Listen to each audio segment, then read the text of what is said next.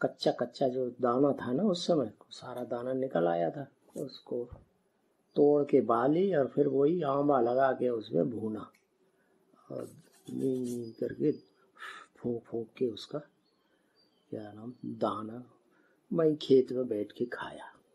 स्वादिष्ट एकदम, रोटी खाने की दिल ही नहीं। 1 साल कोई खास पैदाइश नहीं कर पाई क्योंकि पहली बार खेती की, उतने होशियार नहीं थे। फिर भी घर में कुछ न कुछ खाने के लिए इंतजाम तो हो ही गया। और उस खेत के बीच में ही एक बगीचा था, 10-15 आम के पेड़ थे।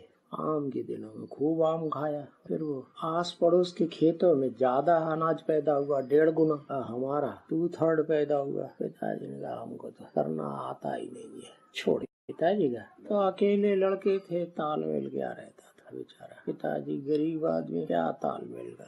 मैं जैसे जैसे खिलाते थे पिलाते थे, ज्यादा परेशानी तो माँ को होती थी। ऊंचे घर से आई थी, बड़े वैद्य की लड़की थी।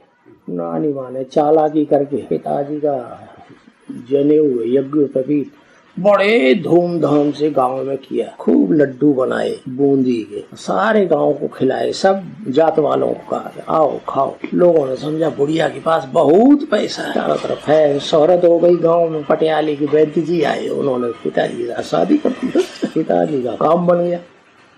अरे इतने बड़े घर की लड़की, तो फिर उसको खाना पीना पहनना ओढ़ना मकान सब अच्छा चाहिए ना। वो नहीं मिला जिंदगी में कभी। बच्चे की आशा लगा के बैठी थी, बच्चा बड़ा होगा, नौजवान होगा, पढ़ लिख कर खिलाएंगे पिलाएंगे। और 3 बच्चे मर गए पहले ही। चौथे हम पैदा हुए। तो अब टैली किया अलौकिक में, दिल्ली में 4 पैदा हुए, 3 मर गए, 1 रह गया। एक बार चाय की दुकान रखी मेले में, रात दिन खूब चाय बिकी। एक चौबे जी थे, उन्होंने बताया कि ये चीजें डालेंगे, ये मसाले 24-25 मसाले बता दिए, इसमें डालेंगे तो चाय बहुत बढ़िया बनेगी। सारी दुकान वाले तुम्हारे चाय की दुकान पे आके भीड़ लगा के पिए। हमने सारा मसाला खरीदा। 2-3 दिन दुकान चली, रात दिन सोने का भी मौका नहीं।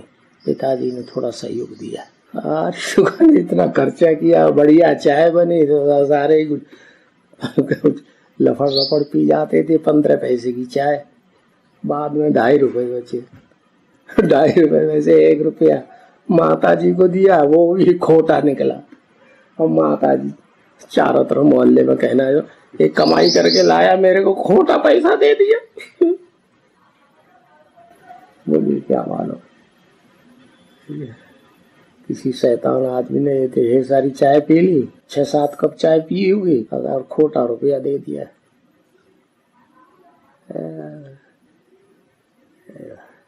गंगा जी के घाट पे कार्तिक को मेला लगता है, वहाँ बहुत भारी मेला होता है। कंपिला मेला तीर्थ स्थान मानते हैं ना, तो वहाँ गंगा जी का प्रसाद बहुत चढ़ाया जाता है। प्रसाद क्या होता है? वही चीनी का बना हुआ पेड़ा, वो बिकता है। हलवाई लोग चीनी का पेड़ा खूब बनाते हैं, इकट्ठा थाल भर भर के दे देते हैं, हाथ पे रख करके बेचते हैं ना। तो हमने भी लिया, 1 थाल भर के पेड़ा लिया, सारा दिन बेचा, शाम में 1 पैसा भी फायदा नहीं हुआ। फायदा नहीं हुआ, घाटा भी नहीं हुआ। पता नहीं ज्यादा तौल दिया क्या हुआ।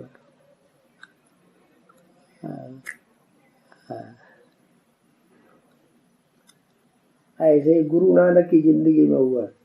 वो भी ऐसे ही दुकान चलाते थे, उसमें घाटा ही मार देते थे। पिताजी ने शरीर छोड़ा जब दिल्ली में प्रेमकांता भाइयों के चक्कर में फंस गई, तो हम ऑल इंडिया टूर में निकल गए 78 के अंत में। 78, 79, 80, 81, 82 तक 5 साल टूर में ही रहे। जितना पैसा था अपने पास वो सब खलास हो गया। टूर में भी लोग कोई जिनकी समझ में आता था देते रहते थे कुछ न कुछ।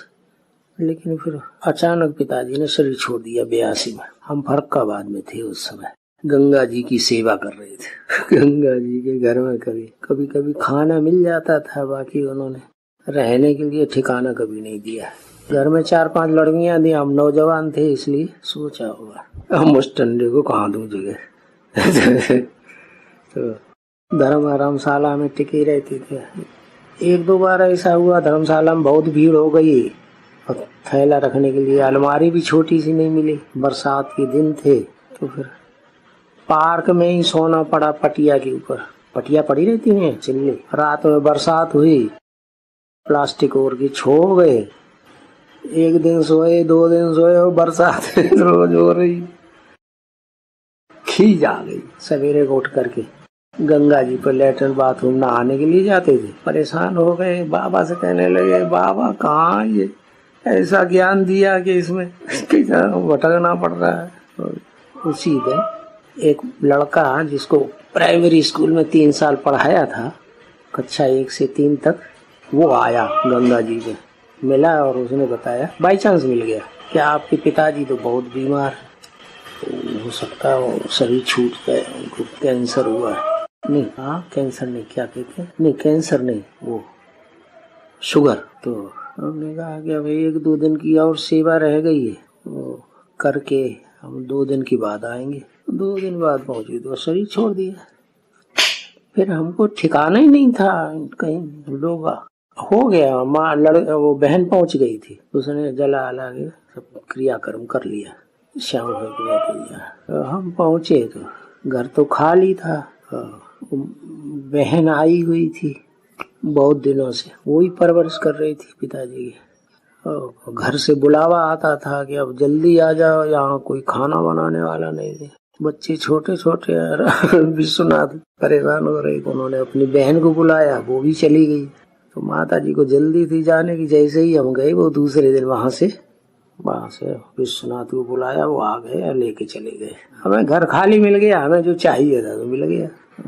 से बीके में चल रहे थे, शुरुआत चलना शुरू किया, जोश में आकर रजिस्टर पोर्ट से क्या नाम, इंग्लैंड लेटर में रजिस्टर्ड पोस्ट से 2-3 पत्र भेज दिए कॉपी करके। एक विजय लक्ष्मी के यहाँ, एक मोहल्ले में जो पीछे घर है ना शुक्लों का, बीकर शुक्ल के यहाँ, और एक अपने ही मोहल्ले में पड़ोस में नेक से पांडे थे उस समय। तो पड़ोस में मनोज भाई रहता ना, उसके चाचा, उनको 3 पत्र भेजे। उसमें लिख दिया कि अब हमें लौकिक बाप की कोई प्रॉपर्टी नहीं चाहिए, हमने अलौकिक बाप की गोद ले ली। आप बहनों को बताया, आप संभालिए मकान को या जो कुछ भी बाबा के पास बैंक बैलेंस हो, हमें कुछ नहीं चाहिए। अब पहुंचे तो फिर इन लोगों ने अपनी मीटिंग की, विश्वनाथ वगैरह ने, भाइयों ने। उन्होंने कहा कि हम अपनी बहन का कोई हिस्सा नहीं ले रहे हैं शादी करने के बाद, तो हम दूसरे की बहन का हिस्सा क्यों लेंगे। तो उन्होंने मना कर दिया, हम कुछ नहीं लेंगे, आपको संभालना पड़ेगा, बैंक भी संभालो, घर भी संभालो। तो उन्होंने सोचा कि चलो, बाबा ने तो कहा 3 पैर पृथ्वी तुम्हें चाहिए, कोई देता है तो ले लो। तो उनका भाग्य बन गया। क्या हम तो दे चुके थे पहले ही, भाग्य बन गया भाई उन लोगों का। पिताजी गुस्से में आ गए, लोगों ने, हम गांव वालों ने बता दिया, ब्रह्मा कुमारियों के चक्कर में फंस गया। उन्होंने गुस्से में आ गए। बड़ा बढ़िया जमीन थी गांव की, अहमदगंज के गांव के पास ही। उसमें 8-10 पेड़ भी थे आम के, छोटे छोटे, और क्या नाम, फल आना शुरू हुआ था। और 100 शीशम के पेड़ खड़े थे किनारे किनारे खेत के, इतने इतने मोटे थे उस समय। बाद में उस समय जब हम थे गांव में, तब ब्रह्मा कुमारियों में जाने से पहले 68-69 में 3 कोस माने 10 किलोमीटर। कायमगंज भी 10 किलोमीटर, कायमगंज के पास में पड़ता है। कायमगंज और अहमदगंज के बीच में एक बूढ़ी गंगा पड़ती है। बूढ़ी गंगा को क्रॉस करके कायमगंज की पहाड़ियों पर कायमगंज बसा हुआ है। क्या होगा फिर तो बस कम, वही जमीन जो खरीदी हुई थी, वही रामेश्वर नाथ के पास, वो बेच दिया 900 रुपए में। 500 रुपए में खरीदी थी।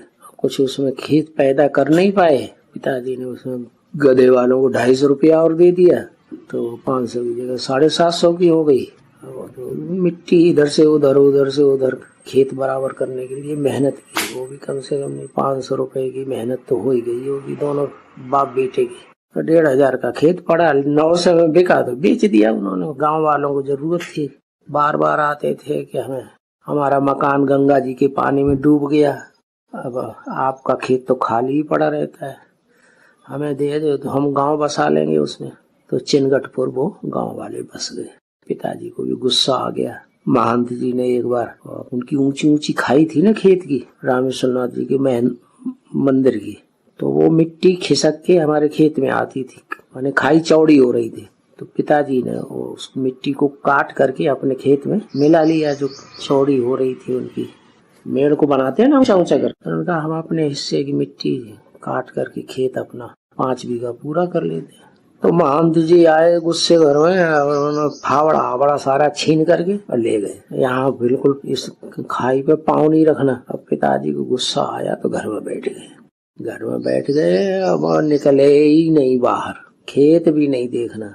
4-5 दिन के बाद महंत जी कोई औरत की चक्कर में फंस गए और औरत ने उनको गंदा कर दिया। अब वो बात चारों तरफ लोगों को पता चल गई। औरत ने भी ढोल पीटना शुरू कर दिया, ऐसा करता है वैसा करता है। महंत जी वहां से निकल के भाग गए, लोग सोटा लोटा लेकर के। ऐसे पिताजी थे तपस्वी।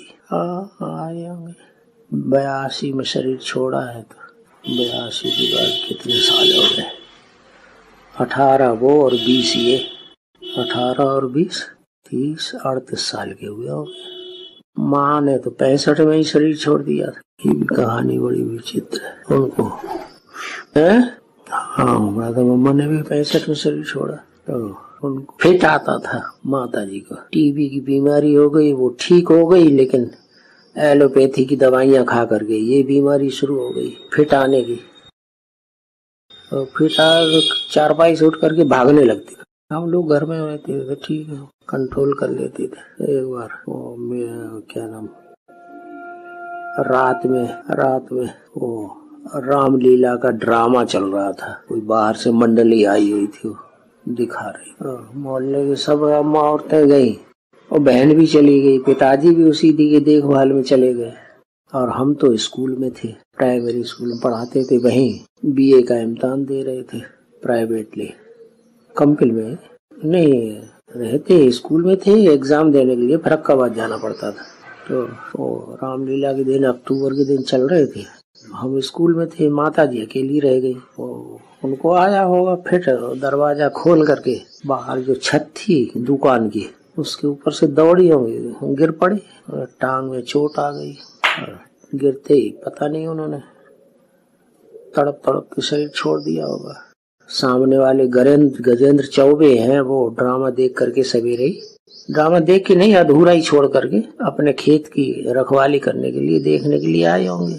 और रास्ते में आए थे, देखा माता जी नीचे पड़ी गई जमीन में, वो गली में। तो उन्होंने उनको उठा के दरवाजे पे चबूतरे पर रख दिया और दौड़ के गए, पिताजी को बताया। पिताजी हमको बुलाया खेत से, दोनों लोग आए तो एकदम शरीर छोड़ चुके हैं। ऐसे माता जी पिताजी की दोनों की कोई सेवा नहीं हो सकी। फिर क्या 82 से लेकर के डॉक्टर ओम प्रकाश का साथ मिल गया, उनको ज्ञान सुनाया तो उनकी समझ में पूरा बैठ गया। वो सुबह शाम आकर के मुरली सुनने लगे। जैसे जैसे क्लैरिफिकेशन सुनते जाते थे उनका नशा चढ़ गया। साल भर तक वो अकेले ही चलते रहे और उनके अकेले चलने से हमको फोर्स मिल गया। साल भर के बाद गांव के दूसरे लोग आने लगे, वो भी जुड़ गए। और जो कमरा था ना पुराना, इससे कम चौड़ा था लेकिन लंबा था ज्यादा, वो भरने लगा जिज्ञासुओं से। फिर हमारा फोर्स बढ़ गया। तब तक ये पुष्पा माता और कानपुर की गंगा की अम्मा, जनक माता, और वो कानपुर की वो क्या नाम, पद्मा माता, और बनारस की एक प्रिंसिपल माता थी इंटर कॉलेज की। उनको पता पड़ा कि वो वहाँ कंपिल में बैठ गए तो वो भी पार्टी बना के आ गई और पुष्पा माता इसको भी ले आई। कमला बढ़िया संगठन बन गया। 2-3 दिन क्लास हुआ उनका, गांव वाले भी बड़े रिफ्रेश हुए, खुश हुए। वो लोग वापस जाने के बाद रवीश को पता चला तो वो भी आया भट्टी करने के लिए। भट्टी करके गया और सीधा शांता के घर में पहुंचा। और शांता की पहले उसने डिस सर्विस की हुई थी फोन करके कि वीरेंद्र ने तो ऐसा किया, वैसा किया प्रेम कांता के साथ। यहाँ से संगठन तो सारा उखड़ गया। आप तो यहाँ आकर के उनसे खूब रिफ्रेश हुए थे और यहाँ आकर के कंपनी में आकर के हमको तो बहुत मजा आया। अभी उसने दोबारा जाकर के उनकी सर्विस की तो निकल पड़ी। पहले अकेली आई माँ को साथ लेके, दोबारा गई तो कर्नाटक की पार्टी ढेर सारी तैयार कर ली। एडवांस ज्ञान सुना के पूरी पार्टी आ गई। फिर शांता ने 2-4 महीने के अंदर ही ये 3 कन्याओं को यहाँ से आंध्रा से निकाल लिया। सूर्य प्रभा, कमला हैदराबाद की, गीता पुरानी युवराज की बहन कमला, पहले गीता नाम था, और अनुराधा। तीनों बहनें इकट्ठी होकर के अपनी अपनी माताओं को लेके पार्टी के साथ पहुंच गई। रिफ्रेश हुए, कोर्स कराया 7 दिन, तो जाते ही सरेंडर हो गई तीनों। और कौन था? कोई था ही नहीं। वो कभी कभी आती थी पुष्पा माता कमला को लेके, बड़ी मम्मी को लेके आती थी। 86 में शांता सरेंडर हुई, 84 में सरेंडर पत्र ये भी चल के लिख के चली गई। फिर बीच बीच में आती रहती थी, चली जाती थी। कोई बहन या माता थी नहीं तो फिर रख नहीं सकते थे कन्या को। पुष्पा माता की नौकरी थी, छोड़ नहीं। शांता आने के बाद माँ को मौका मिल गया रहने का। उनकी अम्मा भी डटी रही 1-2 महीने। पुष्पा माता और शांता की मम्मी दोनों ने सरेंडर पत्र लिखा। दोनों ने सुबह को लिखा और शाम को फाड़ के फेंक दिया। मैं नहीं ऐसा सरेंडर हो सकता। बाबा की हर बात को मानना है। फाड़ फोड़ के दूसरे दिन चली गई, शांता रह गई। पहले दोनों लोग बड़े प्यार से रहे, शांता और मम्मी। तब तक आंध्रा की ढेर सारी कन्याएं सरेंडर हो गई। उनमें ये बीएसपी की गंगा भी है, पुरानी बहनों में। कर्नाटक का एक कुमार सिद्धू भाई बीजापुर का, वो भी सरेंडर हो गया। बढ़िया। कंपिल का सियाराम, पुराना सियाराम था एक, खेती का काम छोड़ छाड़ के वो भी इधर ही बैठ गया। बाहर का कमरा दे दिया उसे रहने के लिए। तो चल पड़ा, पार्टियां आने लगी। अब तो बेल पौड़ गई, कहा करे कोई, कहाँ रखेंगे, जगह है। फिर क्या था, चल गई ट्रेन तो चल गई। 87, 88 में, 90 में 10 कन्याएं सरेंडर हो गई। 9 कन्याएं। माउंट आबू में आवाज पहुंच गई और वीर ने तो यहाँ से निकाल दिया। तो 9 कन्याएं सरेंडर कर ली। तो ब्रह्मा कुमारी में हड़ बम फैल गई, हड़कंप फैल गया। ये कैसा आदमी निकला, कैसा लड़का निकला, बिन फेरे हम तेरे बना ली 9 कन्याएं। कान खड़े होने लगे। मेहनत करके वहाँ विजय बिहार की जमीन खरीदवा ली। फिर बड़ी मम्मी की बुद्धि, दिल्ली में भागने लगी।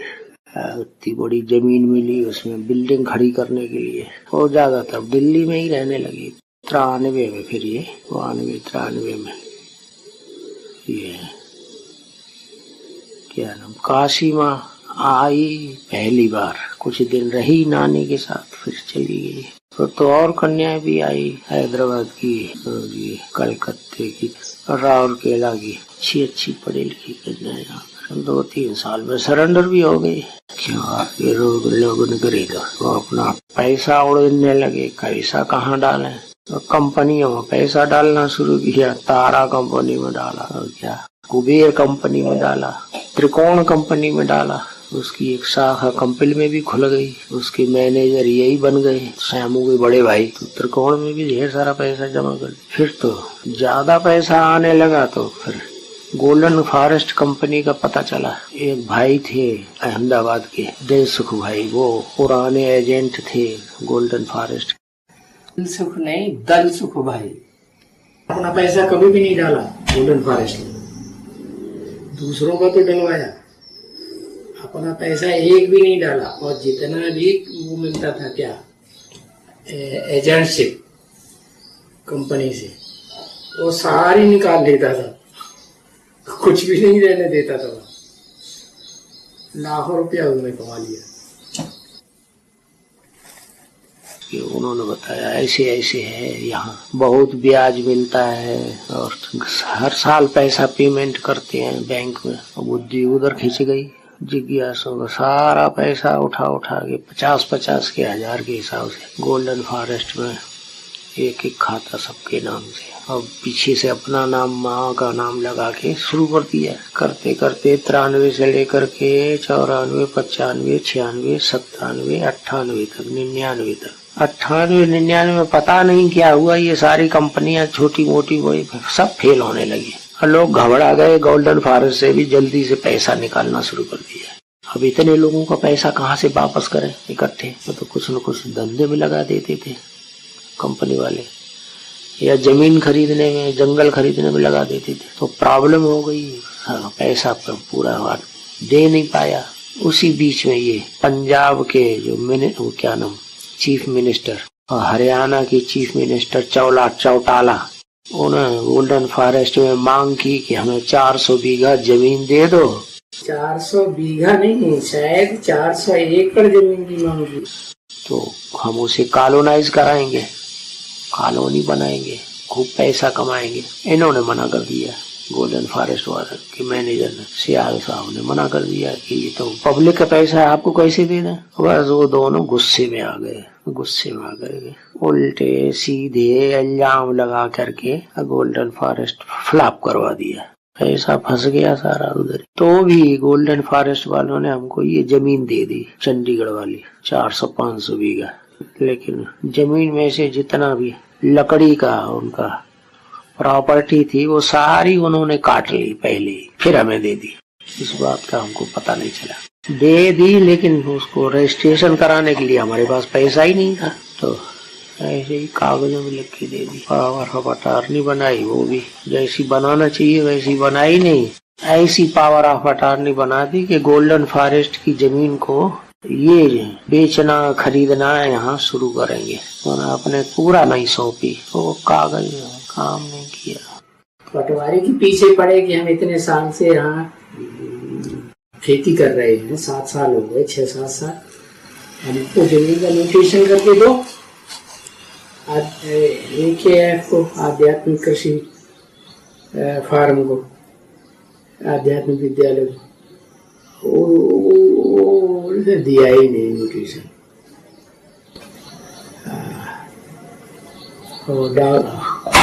पटवारी का नोटिशन हो जाता है तो पक्का हो जाता है कि हाँ भाई इनका कब्जा भी है। गड़बड़ हो गई। हम अंग्रेजी जानते नहीं थे, बहनों ने ध्यान नहीं दिया उसे पढ़ने में। वो पावर अटॉर्नी उन्हें इस तरह दे दी कि ये जमीन की देखभाल और बेचना करना ये गोल्डन फॉरेस्ट की तरफ से करेंगे। तो वो जमीन जैसे हमको नहीं मिली, ओनरशिप बनाना चाहिए ना।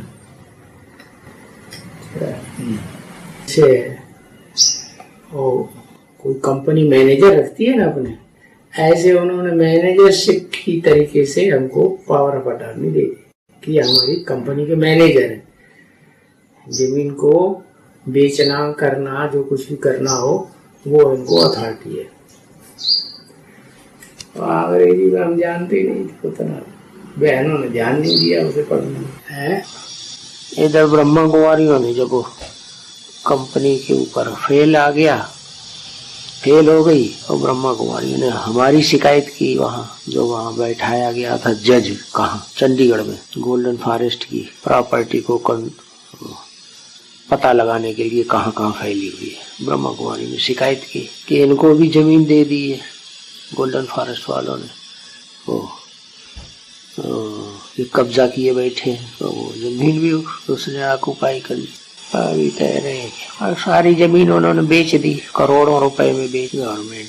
कोई किसान कह रहे हैं कि हमें बहुत कॉस्टली दी है, लेकिन DLC का पता लगाया तो बहुत कम है। DLC जानते हैं, गवर्नमेंट के ऑफिसरों ने खाया होगा आधा पैसा, सारा खा गए मिल बैठ। कितने बाग लगाए थे, शरीफे का बाग लगाया, सीताफल का।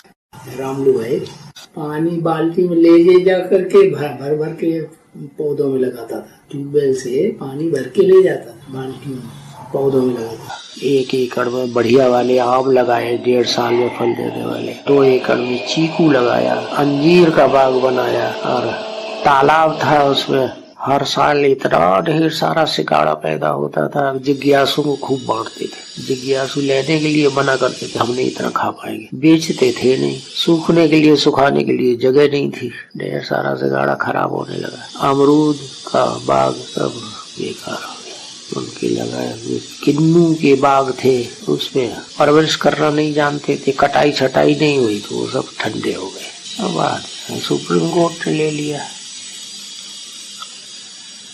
चंडीगढ़ के लोग कहते थे आप तो चंडीगढ़ में बड़े महाराजा बन गए, बहुत पैसे वाले, इतनी प्रॉपर्टी तो किसी के पास नहीं होगी। 500 बीघा जमीन चंडीगढ़ में, जहाँ खाली जमीन है ही नहीं बिल्कुल। जब वो खेत चला गया तो खूब पहाड़ के ऊपर चढ़ा दिया, जैसे ऊपर से गिरा दिया, संस्था तो चलती रही। जितनी खेती उधर चली गई उतनी खेती आबू में फिर तैयार हो गई। अब देखो क्या होता है, कौन सी पहाड़ की चोटी से गिराए जाते हैं, क्या किया जाता है। गिराए तो गए ही, कम से कम नॉन अवेलेबल वारंट निकल गया, तो ये भी तो गिराना ही हुआ। शास्त्रों में लिखा है प्रहलाद को, जो राक्षसों का बच्चा था, राक्षसों में पैदा हुआ था ना, तो उसके बाप ने पहाड़ पे चढ़ाया उसे और फिर नीचे गिराई दिया, फेंक दिया पहाड़ से नीचे। और विष्णु भगवान ने उसे हाथों में उठाई, ऐसी कथा बनाई, क्या महाराजा जैसा, और फिर नीचे गिरा दिया। लोगों की बुद्धि में तो आ गया कि बहुत ऊंचा आदमी बन गया ये, फिर नीचे गिरा दिया। नीचे गिरा दिया माने सारा गोल्डन फॉरेस्ट की संपत्ति सुप्रीम कोर्ट ने छीन ली ना, तो नीचे गिर गया ना। अब देखो क्या होता है आगे चल के ड्रामा में। उधर गोल्डन फॉरेस्ट का चक्कर चल गया इधर ये दुनिया भर के केस लग गए फर्रुखाबाद में, कंपिल में, और उनमें लगातार पेशी होना शुरू हो गई। ऐसे होता है, up and down, down and up. आपका क्या होता है आगे चल के तो देखें। एक दिन में सैकड़ों लोगों की सर्विस होती थी। लोग 1 घंटे के अंदर, 2 घंटे के अंदर अनाउंसमेंट होता था एक शहर में, ढेर लोग इकट्ठे हो जाते थे। अब देखो सारी सर्विस बंद, अब क्या करें, चलो